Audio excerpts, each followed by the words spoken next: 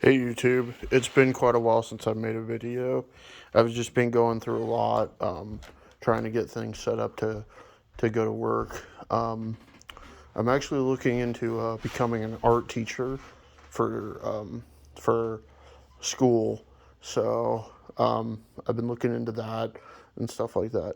But today's video, I want to do a top 14 of my Masters of the Universe Classics figures. These are just heavy metal magazines, along with a book called Brahm. I just thought that this would be perfect for it. My workstation's a little cluttered right now, so I'm too lazy to really use that as an area to talk about the figures. So this will have to do for us. Um, but yeah, this is a great book. It's got some great artwork in it. Um, and I thought the subject matter would be good because since we're talking about fantasy, and I mean like really over the top fantasy, like Masters of the Universe, which is one of the things that I love about Masters of the Universe is that, it's not Game of Thrones, and there's no way that you could put it into the direction of Game of Thrones. It's really kind of in its own world, so to speak, despite that it's geared more towards children, or it was initially made to gear more towards children. So, so yeah, just look at that, all that stuff. Could almost kind of think of that guy as like Scarecrow or like, I don't know, like a male version of Shadow Weaver or something. All right, let's get on to the. Well, before I speak, I've noticed that there hasn't been too many top um, uh, videos on Masters of the Universe Classics, and I think that is because the line came out when YouTube was still so new. And back when it did come out, there was virtually like no toy videos on YouTube. So, um, so, um, and I've just noticed that there really isn't very many uh, video like top tens or top 15s or top 20 or top 50 videos on Masters of the Universe Classics. So I was inspired today by a guy on YouTube. His name escapes me right now, but he did a top 15 on the on the ones that were based off of the vintage toys, and then um, ones that were based off of that weren't based off of vintage toys as his top 14. I'm just gonna do a sweeping top 14 of all of them from the regular line to Club Greyskull to ones that weren't made as vintage toys, um, uh, and ones that were made by Super Seven. Um, I'm gonna do all of those. So um, it is kind of hard because they are all like really great figures. There's not really a bad one in the bunch. Like it's not like Marvel Legends or or like DC McFarlane as to where like there's some like stinkers in there. It's just that there's some toys that just like due to the design they're not really all that sought after. Either that or they're just so obscure that like people don't really care about them too much. So, because they made every single figure from this line from Masters of the Universe Classics. They made some very deep cut figures, and then they made some but like the more recognizable are like the harder ones to find. Like an original Classics He-Man is very hard to find. An original Classics Skeletor is very hard to find. Beastman is very hard to find and was very expensive when I bought him. I actually got into the line a couple of years ago after I bought the Mega Constructs, the Mega Constructs um, Castle Greyskull. I love that thing so much that I actually wanted to collect more Masters of the Universe. Um, just because I think it's so interesting to me how they were able to take like sword and sorcery and Dungeons and Dragons and really, and like if you think about it, like really adult based fantasy, and then make that for children, and they did it well too. I mean, with the cartoon. Um, but what I love about this line too is that it pulls it in almost to like a dark perspective. Um, and that's not hard to do with a lot of the characters, especially with characters like Scarecrow. It's not hard to see like a darker side of Scarecrow, and it's not hard to see like a dark version of Skeletor either, you know. So uh, but they were able to actually just make that for children. And I think I heard that there was even like controversy back in the 80s with like Castle Grayskull and Skeletor, thinking that like, well, this is like kind of for like Satanists or like the Satanic Panic and stuff like that. Because fantasy is a genre that can be very misunderstood. So a lot of people can kind of get confused when like they see monsters in fantasy stuff, such as Lord of the Rings and other things as well, and kind of associate that with with um with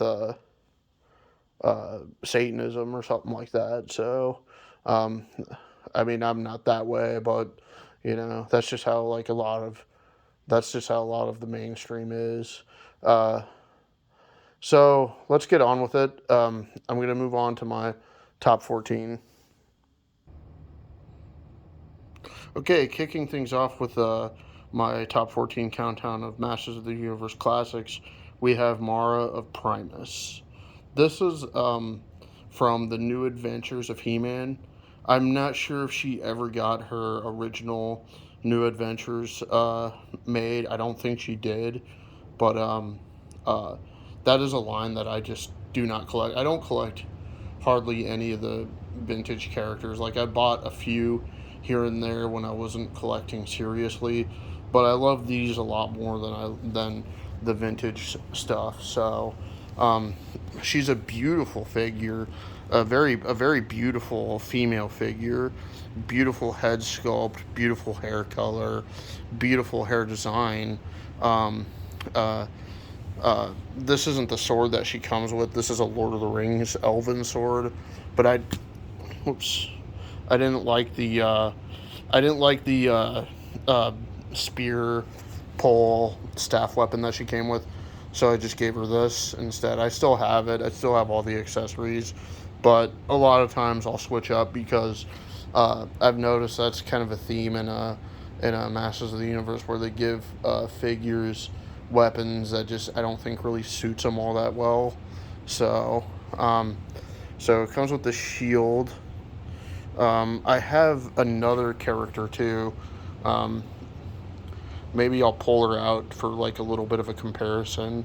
Um, but um, but yeah, that kind of reminds me of this. Um, but yeah, you could see just a beautiful figure. Um,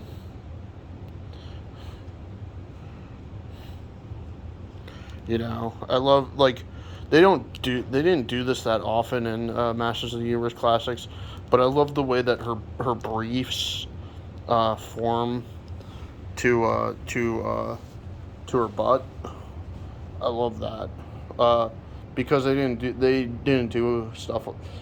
do that before in the classics line. So um, So I love that they did that. They just didn't worry about the controversy. Of course, this is a line that's more aimed for adults, anyways.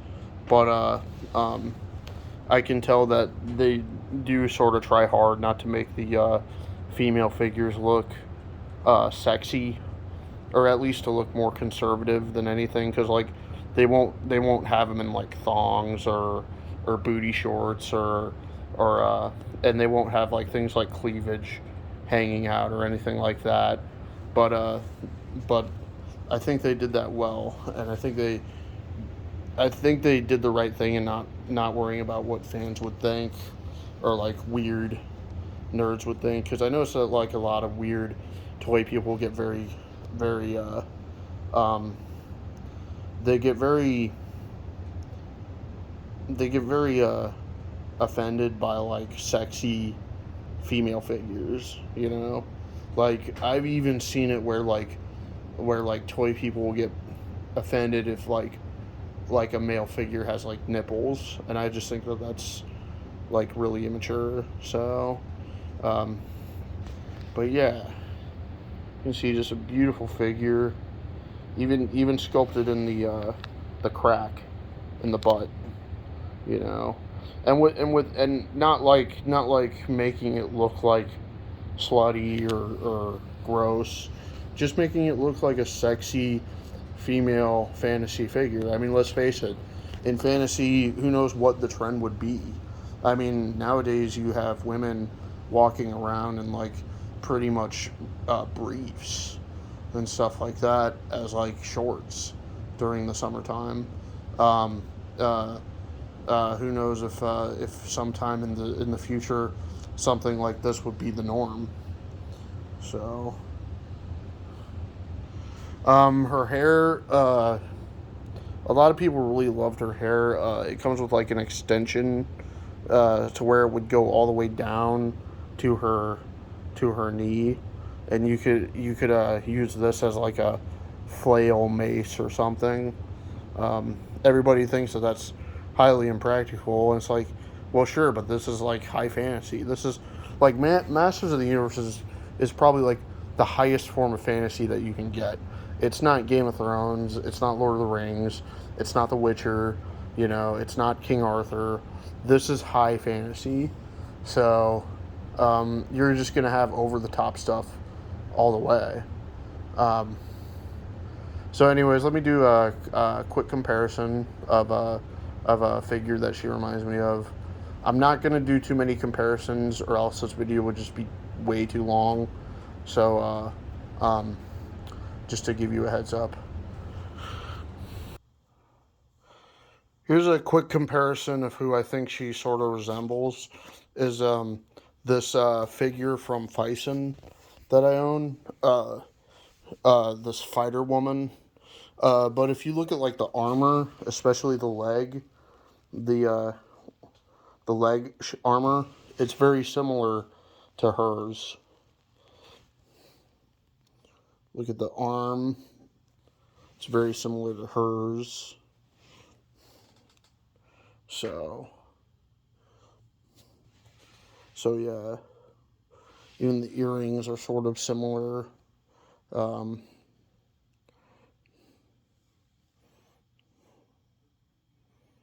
so yeah.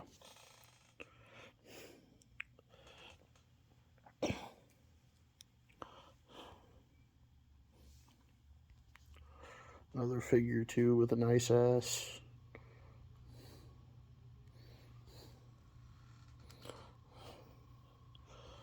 Nice bubble ass.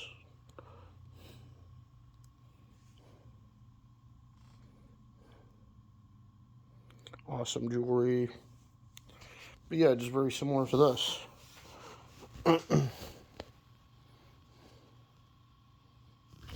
Okay, moving on to number 13.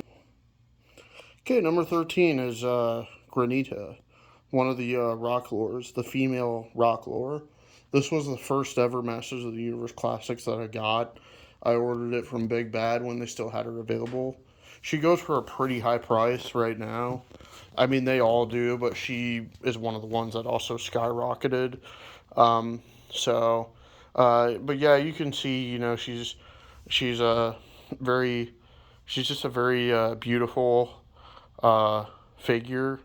Um, they did like kind of a similar thing to her from the back, where, well, like, okay, so like the Super 7, what they did with the females was they gave them kind of these thicker legs and thicker thighs, and it resulted in like this, this big wide butt, um, that's all double cheeked up and everything like that.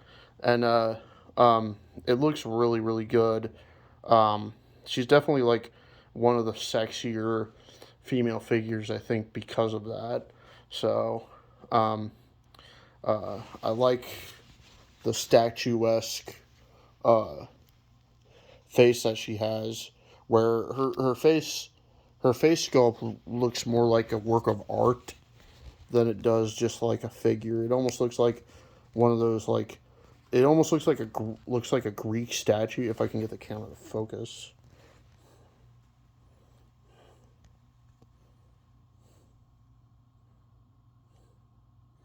it almost looks like a Greek statue, um, made to be a character. If that makes any sense, like a Greek statue carved in jade to be like a character, and there's this really really cool statue at this local art museum that kind of reminds me of her. It's like this very big, uh, kind of Greek inspired nude woman. She's like very chunky like this too, just big ass, uh, same size like tits pretty much, but like pretty much big ass, and she's just like naked, and I think it might be copper. I don't think it's jade, but it's all green though, just like this. So that totally reminds me of Granita. So definitely a gorgeous figure. She comes with all her rock stuff. I'm not gonna pull out the accessories, but I just gave her one of these things just because I kind of have her in this like weird like uh, um, American Gladiator style um, battle where like it's really just like a mock battle and nobody gets hurt because these don't look effective. They look more like those kind of weapons where they like just train with them or something like that. So, but yeah, there she is. All right, let's move on to number 12. Number 12 is Battleground Tia. This is a lot of people's favorites for a very good reason. It is an amazingly beautiful figure. They do so much of what they can do with sexiness to still give us a sexy figure. They still don't really give us cleavage. They still don't really give us thongs, and they're just not going to in this line. But this is like without giving us those things, this is how you make a very sexy figure while still showing some skin. Uh, she's she's got that same weapon that I have because I had her on my ledge, um, uh, up there in the background, basically doing this like mock battle with with uh with Granita. And again, these weapons, they just don't look, they don't look like real weapons to me. They look like fake training weapons. So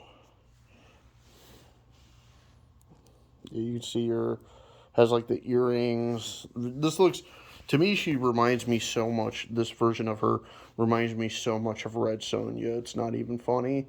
In fact, I'm gonna do a comparison of her with my Vice and Red Sonja so that people can see. Um, yeah, here's her from the back. Looks very good. I love how that is because it's supposed to be like that, so it doesn't have to be tight, or form fitting to really get the point across.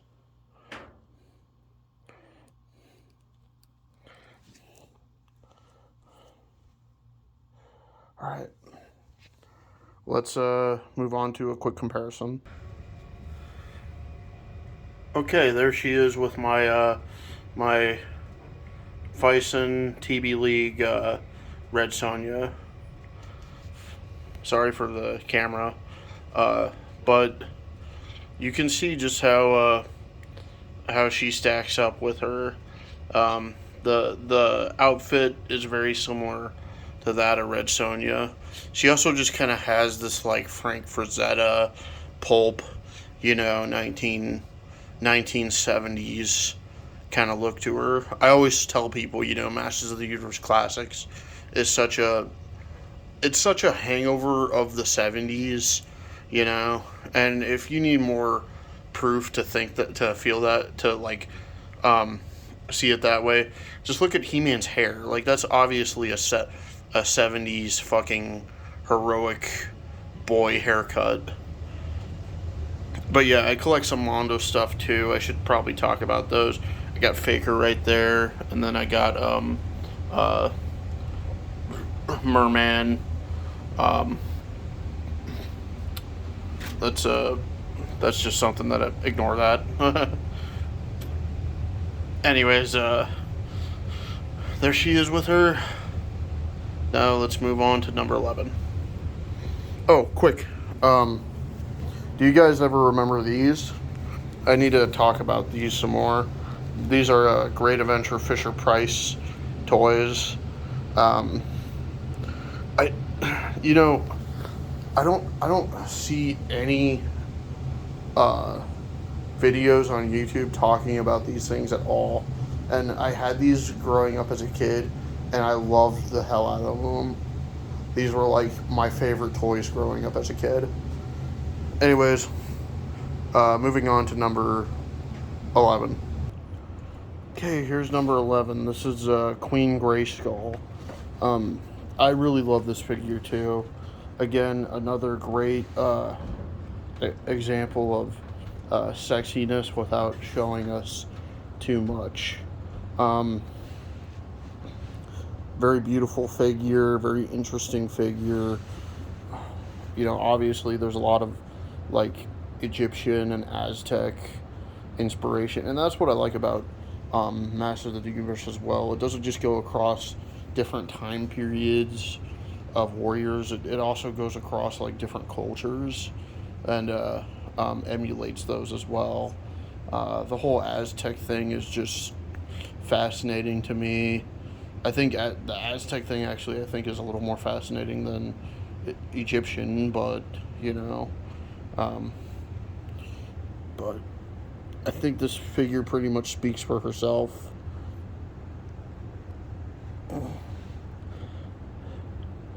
Not much of a background to her like the other figures. I just really liked it, and she's also, not to mention, she's from 2000X, where they're just like they're better. They're better character designs, and the story was a lot better too. I really like the episode that she was in where they're fighting against the evil horde, and they give more of a background to Castle Greyskull, and it even shows like her dynamic that she has with King Greyskull and everything. It's a beautiful episode, and there's something very beautiful about the love and the connection between a queen and a king. It's something that just we don't think about today, and something that is very much lost in this day and age. But there she is. Very beautiful figure. Let's move on to number 10. Okay, moving on to number 10 is this big boy right here. I didn't think that I would like this guy as much as I do, because he was a very deep cut figure, and he was also a part of the New Adventures of He-Man, which I'm not a huge fan of.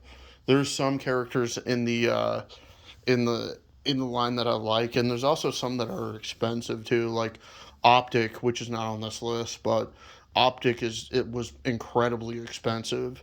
But like this guy, I like a lot.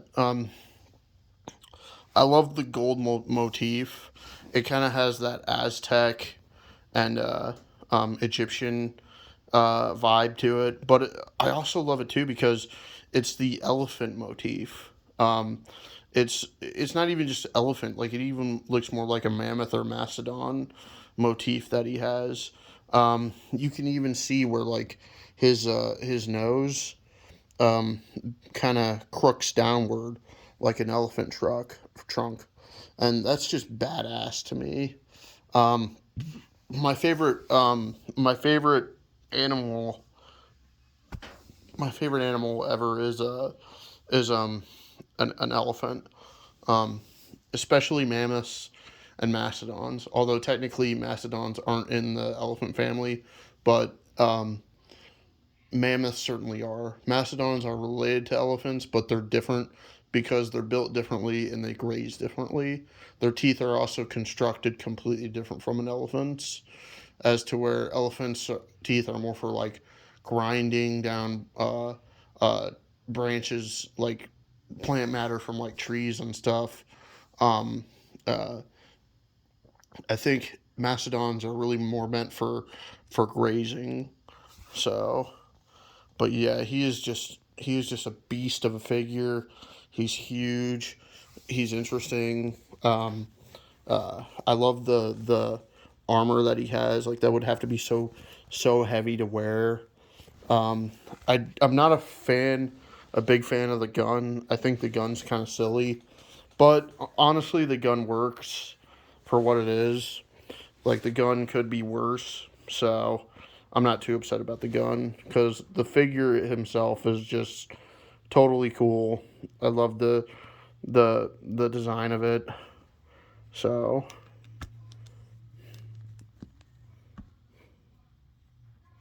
see all the detail work too. It looks like almost looks like his armor is like a vehicle, pushing him forward. This like power armor. So just it's very very cool.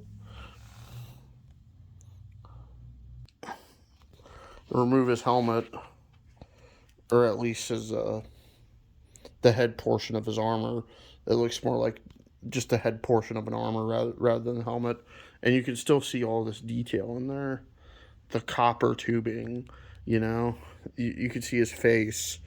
He has that very like John Madden uh Dengar Raiders look to him, like Raiders logo look to him.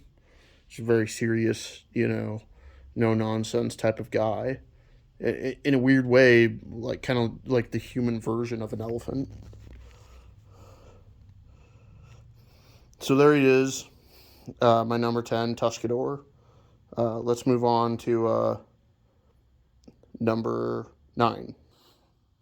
Okay, here's number 9. It's Snake Armor He-Man. I love this figure. This is one of the first Masters of the Universe Classics figures that I bought.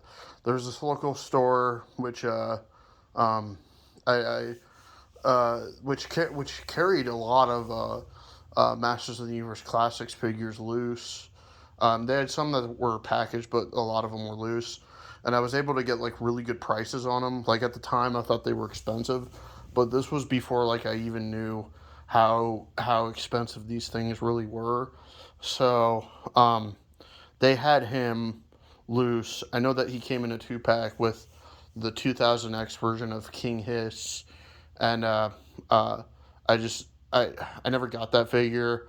I have the original King Hiss, and I heard that a lot of people don't like that particular figure from the classics, but I actually like it a lot. I like it a lot more than the 2000X because that version reminds me a lot of Thulsa Dune.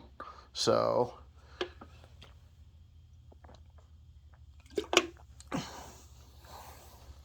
anyways, this figure is just awesome to me. I I'm not a huge He-Man fan or a huge Skeletor fan. I think they're kind of the most boring out of all the characters within the Masters of the Universe. Um, but like, uh, but I love like altered versions of them. I think all altered versions of them is where the money's at. Um, I want to I want to see more armored versions of those figures rather than like Barbarian, Conan, barely a lot of armor versions of them. So, um, but yeah, you can see him very much like a gladiator. Even with that hand weapon. I know that's like a bladed snake catcher, but even with that, that seems like something that like is very like gladiator type. They had like the Roman Scizor or something. It's like a pendulum, a bladed pendulum on your arm. So very sharp, very dangerous too. So that's almost kind of like what that's like. Um, so and of course he's got the power sword from the 2000X.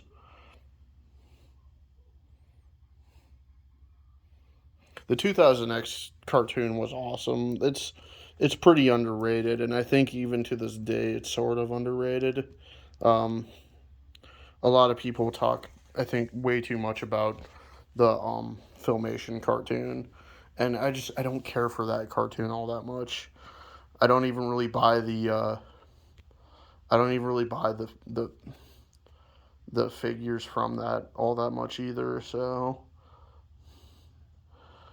all right, let's do a quick comparison.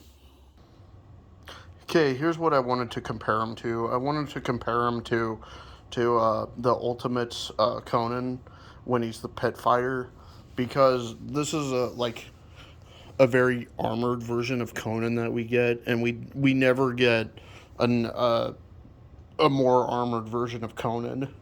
And for him, this is actually pretty armored. He has the helmet. He's got the padded animal hide armor thing going on. So I wanted to compare him with that, with um, with He-Man here, because much like Conan, we don't get much of a very armored version of He-Man, you know. So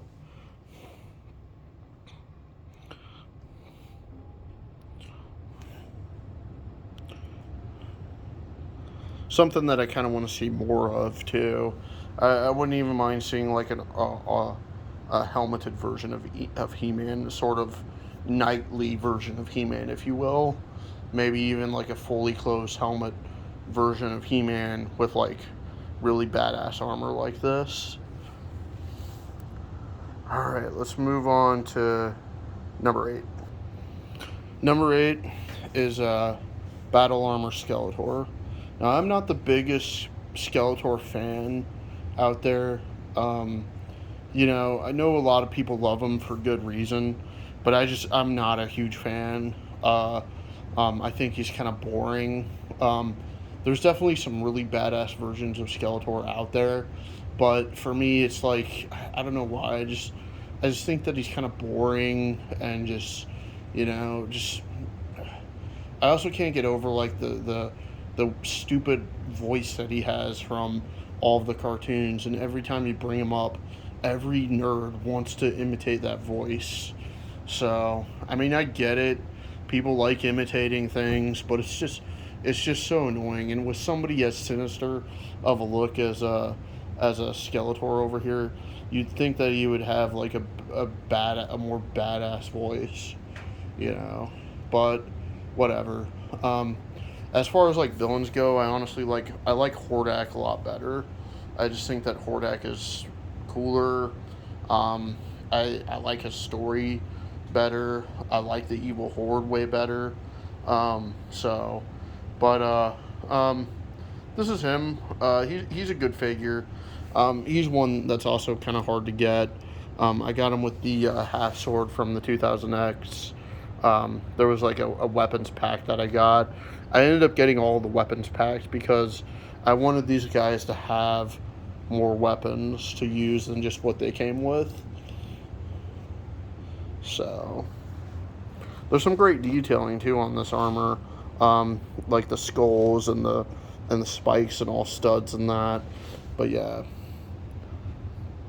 All right, moving on to number 7. Okay, here's my number 7 pick for this top 14. This is Shadow Weaver. This is the Filmation Club Greyskull version. I like this version better. The original version of her is very hard and very expensive to come by, but I like this version a lot better. So she's a member of the Horde. I think this, honestly, this character is like the sexiest. Um,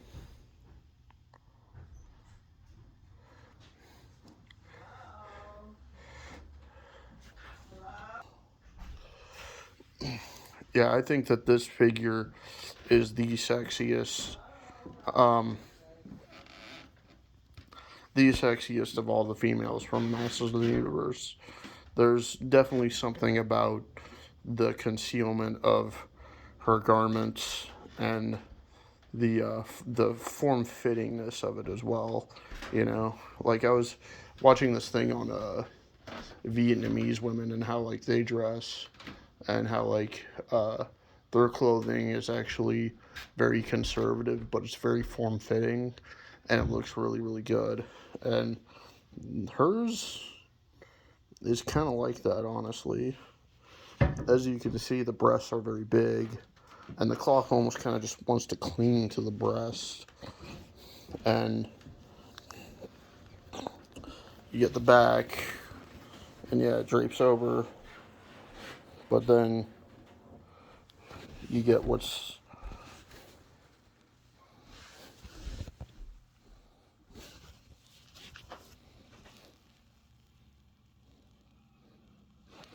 underneath the cape. And it wants to cling to the hips and the thighs and the butt. So, and that's what makes it really, really sexy. But yeah, this is my number 7 pick. I think this is probably the best female figure, honestly, that I own. Um,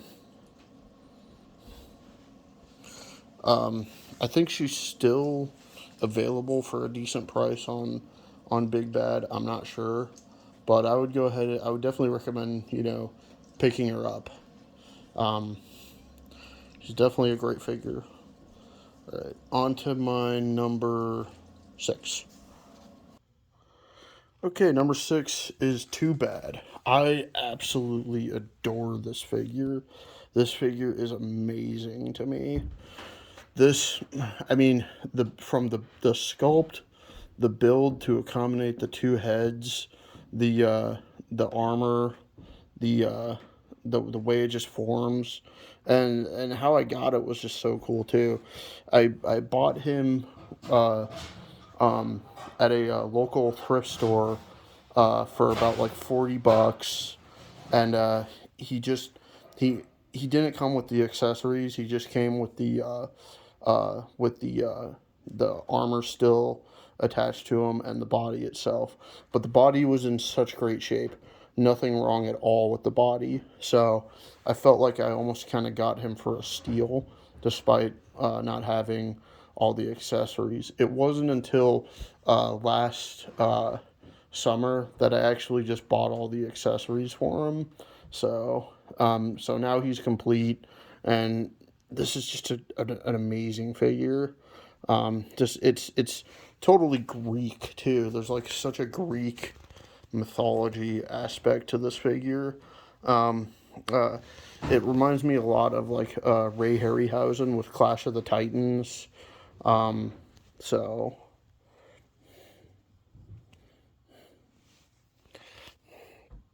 and I think we're gonna get a Origins version of this figure, which will be really, really, really cool. I can't wait to see that. too bad. And I know he's like a very stupid villain, both in the filmation and also in the 2000X cartoon. But he's his design is so underrated, I think. So, all right.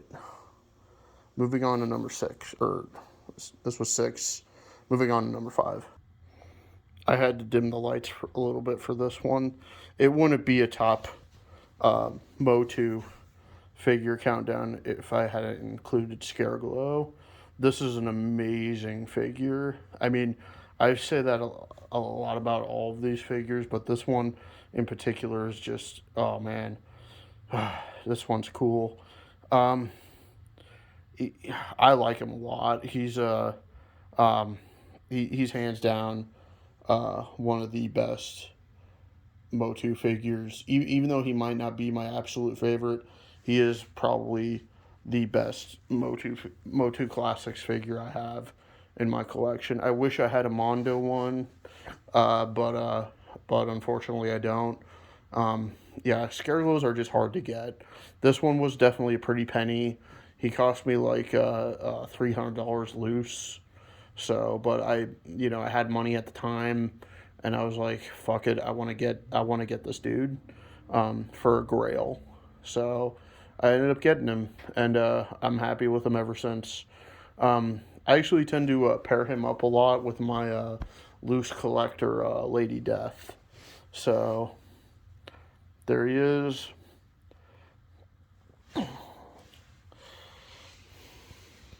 Not much more I can really say about this dude that hasn't already been said before. So I'm just going to pan around him a little bit so you can check him out.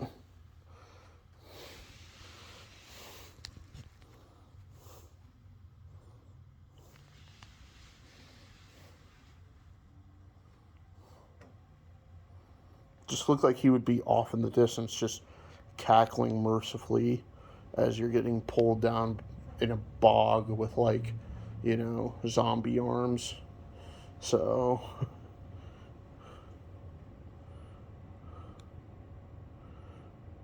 all right, moving on to my number 4. Okay, my number 4 is Manny Faces. This guy is just awesome. The aesthetic is so damn cool to me. And what's funny is I don't get much of a fantasy or medieval vibe from this figure. I don't even get much of a science fiction vibe from him, but I get like this really like raw, heavy metal, cyberpunk vibe from him. If you've ever heard of the comic book ranked Xerox, which we're gonna look at because of this figure, his color scheme and also just who he is reminds me a lot of that. He I could easily see a character like this within Cyberpunk 2077. That would just be a no-brainer to me. Like, I could see him as they're fixing him on the operation table with his chest all pumped up and, like, fluids, pumping into these tubes while, like, Trent Reznor, Nine Inch Nails music is just playing in the background, just as he's just coming to life. That this figure, I easily see that happening with. The play feature on this is so cool. Even his standard human head, I kind of get that vibe from, though. I mean, his standard human head, in fact, actually kind of has more of a Mobius ranked Xerox classic heavy metal magazine comic look to it. That would be totally something that they would have.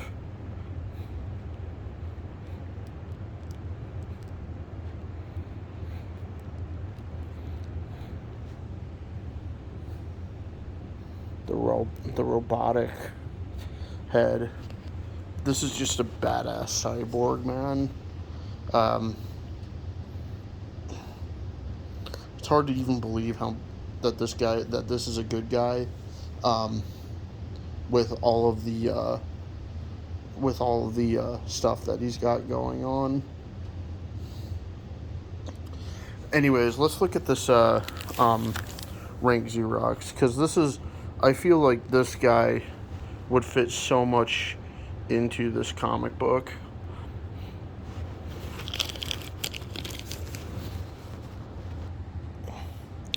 So yeah, just look at that. Look at the color scheme. Look at the subject matter. It's not at all hard to see um, uh, many faces in a type of world like this.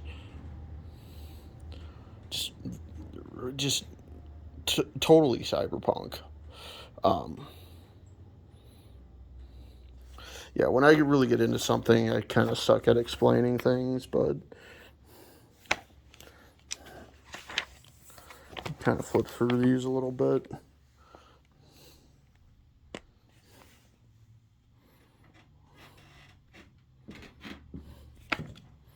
So yeah.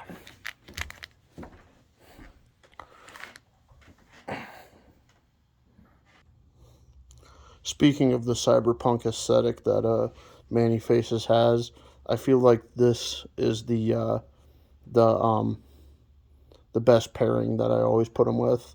I always put him with Lady Deathstrike.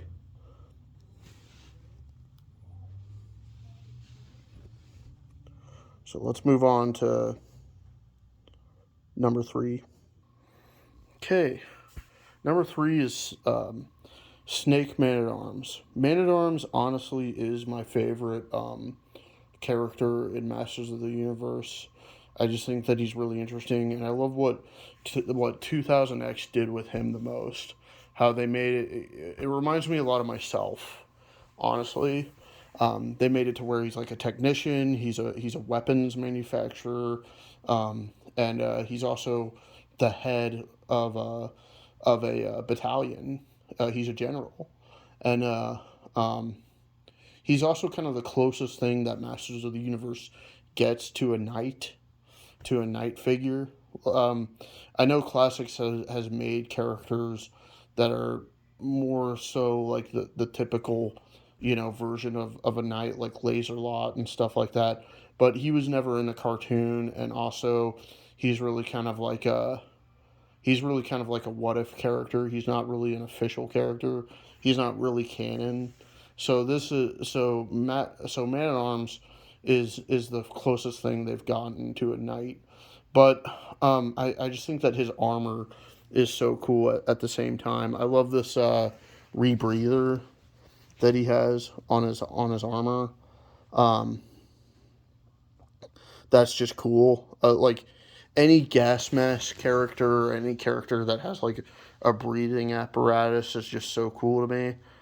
Because gas masks and character and stuff like that, they're always gonna look cool, man. They just always will.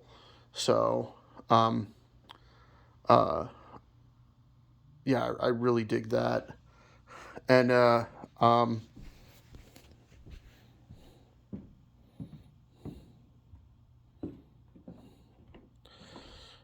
so yeah. Sorry, I'm at a loss for words. I just like this figure so much. The Snake Man version of Duncan, I like the most, just because I like the body type the most, and it's also kind of interesting, also kind of tragic, just to know what happened to this guy, that he got corrupted by evil. A man so good was corrupted by just complete evil, which is a story arc in comics and in other forms of storytelling that people just don't really mention too much. So, and I think, unfortunately, I think that this version of Duncan, this version of Man at Arms, has the best paint scheme. Not to mention, he's got the trap jaw, um, Roboto, uh, um, a crew type of buck. So it looks even more like the 2000X version. So I have another version of Duncan. I have I have a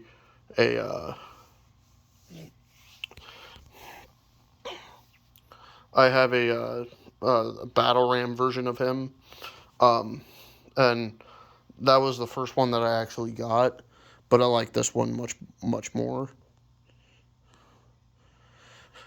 But yeah, and just the fact that he actually adopted Tila and stuff like that. So uh, just trying to be like a good dude, but just never like just let the evil just get the better of him. Just the evil was too strong. You even kind of see it, like he sort of has those vampire like fangs. So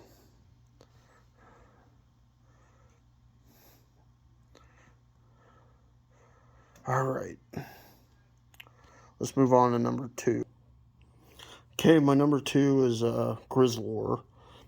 This guy is awesome. I customized it a little bit, just did a lazy custom. I have his original body stored away somewhere, but over the summer I bought that 3 pack of uh, snake troopers, and they had the horde uh, the horde trooper suit in black. So, and I didn't really like the snake troopers. I thought they were just kind of dumb. Thought they were very like throwing everything in the kitchen sink type of thing. So what I did was I repurposed this body for Grizzlor and another figure. Um, because they had two of them.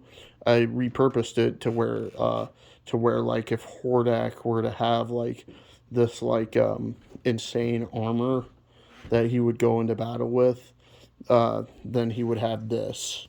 So um, I really love the Horde. I even got a Hordak tattoo.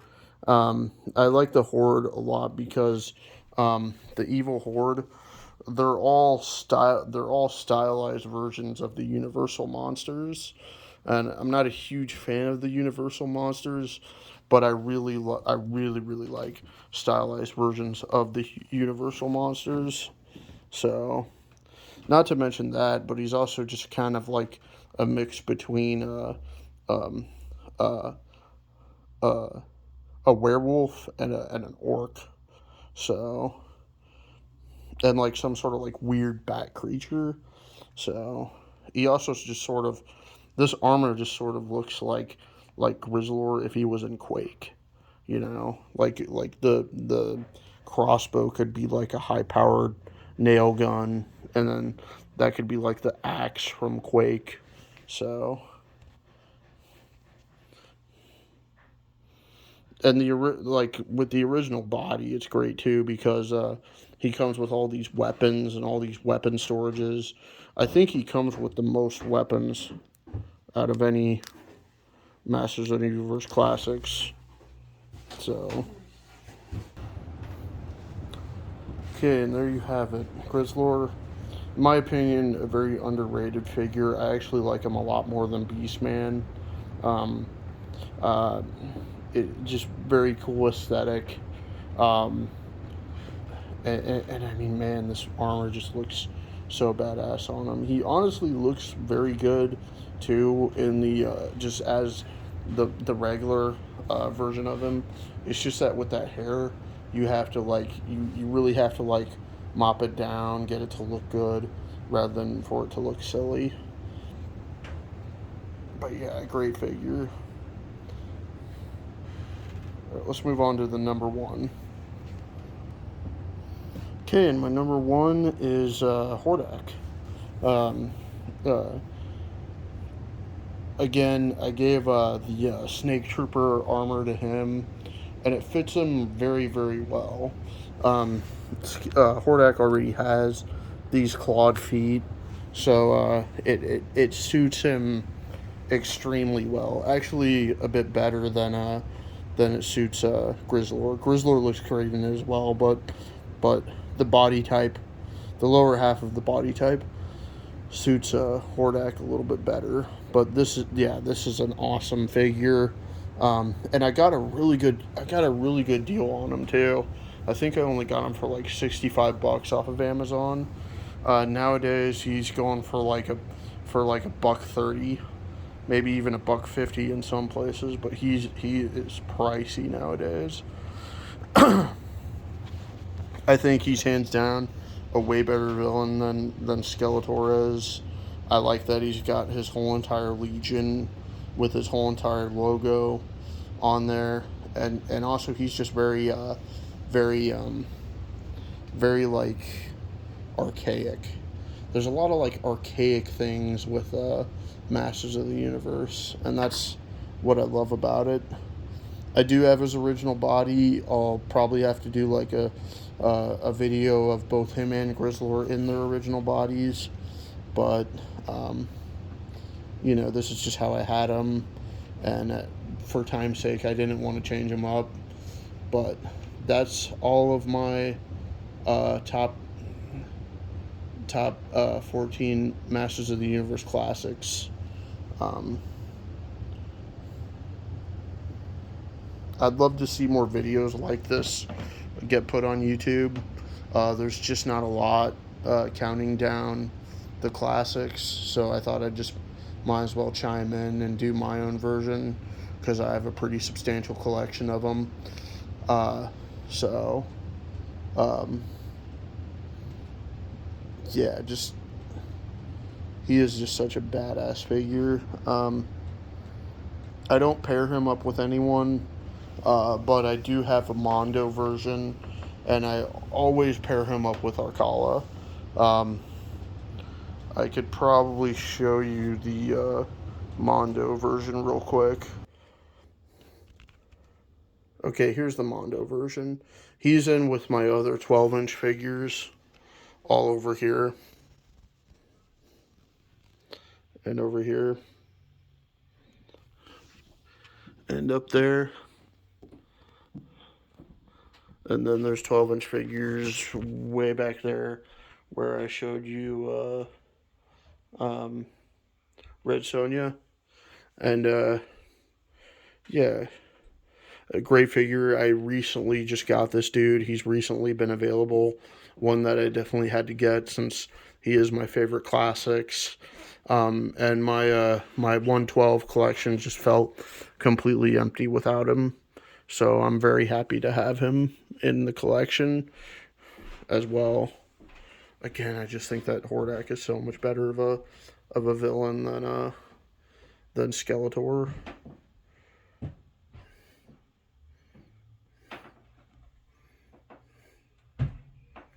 Alright, well, that's going to do it for this video. I hope you guys enjoyed it. Just remember to keep collecting. Again, I want to see more top Masters of the Universe classics out there. If you ever get criticized by anybody for being an artist, don't ever listen to them. They're just jealous. They're just trying to knock down your dreams, and you gotta strive for yourself. Anyways, take care. Bye.